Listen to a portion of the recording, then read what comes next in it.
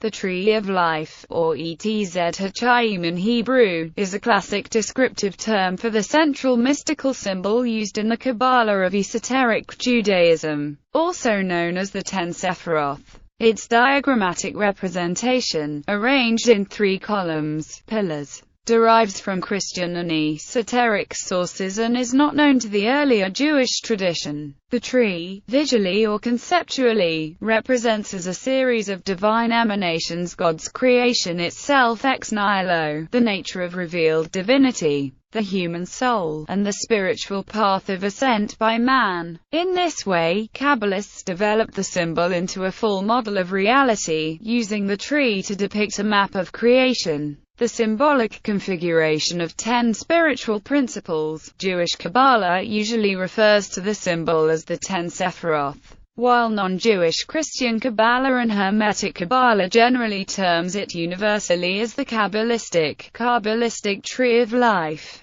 This metaphor derives from Judaic Kabbalah, though is understood less universally. In the Jewish Kabbalist view, both of the 2 trees in the biblical Garden of Eden, the tree of knowledge of good and evil and the tree of life, were alternative perspectives of the Sephiroth. The full array of 10 are seen respectively from the last Sephirah Malkuth, and the middle Sephirah Tiferet. From the Renaissance onwards, the Jewish mystical concept was adopted by some esoterically inclined Christians as well as some Hermeticists. Among the Christian Kabbalists, the Sephiroth were also called dignities, referred to by Latin, instead of Hebrew, names. Christian Kabbalah also places emphasis on Christ as sustainer and preserver of the universe, and the Malkuth of Jewish Kabbalah is absent, as it is considered of a different order of being. Hermetic Kabbalah's use of the tree continues as a contemporary Western esotericism tradition, with alternative esoteric Christian and occultist emphases.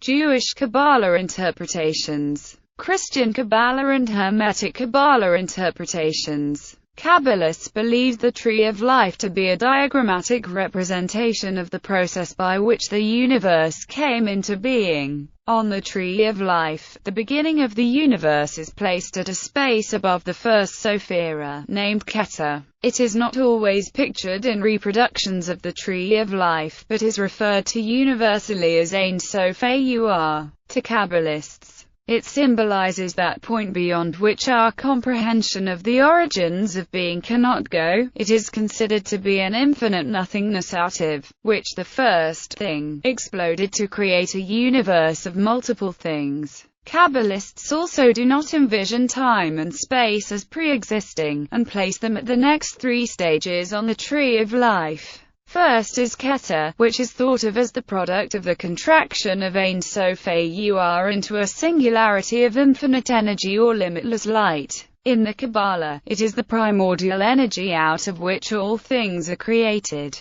The next stage is Chokmah, or wisdom, which is considered to be a stage at which the infinitely hot and contracted singularity expanded forth into space and time. It is often thought of as pure dynamic energy of an infinite intensity forever propelled forth at a speed faster than light. Next comes Binah, or understanding, which is thought of as the primordial feminine energy, the supernal mother of the universe, which receives the energy of Chokmah, cooling and nourishing it into the multitudinous forms present throughout the whole cosmos. It is also seen as the beginning of time itself. Numbers are very important to Kabbalists, and the Hebrew letters of the alphabet also have a numerical value for the Kabbalists. Each stage of the emanation of the universe on the tree of life is numbered meaningfully from 1 to 10. Each number is thought to express the nature of its Sophira. The first 3 Sephiroth, called the supernal Sephiroth, are considered to be the primordial energies of the universe.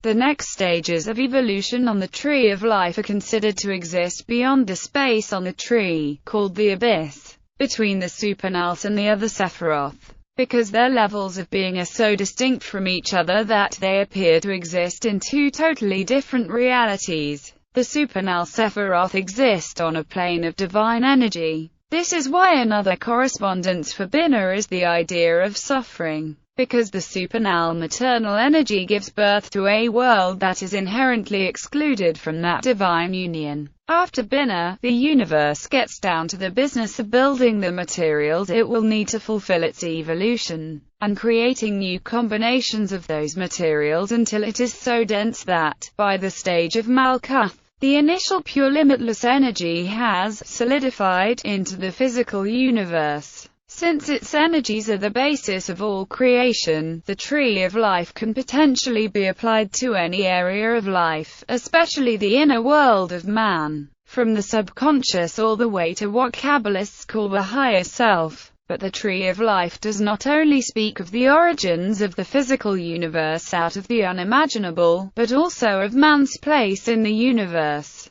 Since man is invested with mind, consciousness in the Kabbalah is thought of as the fruit of the physical world, through whom the original infinite energy can experience and express itself as a finite entity. After the energy of creation has condensed into matter, it is thought to reverse its course back up the tree until it is once again united with its true nature. Thus, the Kabbalist seeks to know himself and the universe as an expression of God, and to make the journey of return by stages charted by the Sephiroth, until he has come to the realization he sought. Image gallery. Tree of Life Window 1 in the Jewish Historical Museum Amsterdam. Tree of Life Window 2 in the Jewish Historical Museum Amsterdam. Tree of Life Window 3 in the Jewish Historical Museum Amsterdam.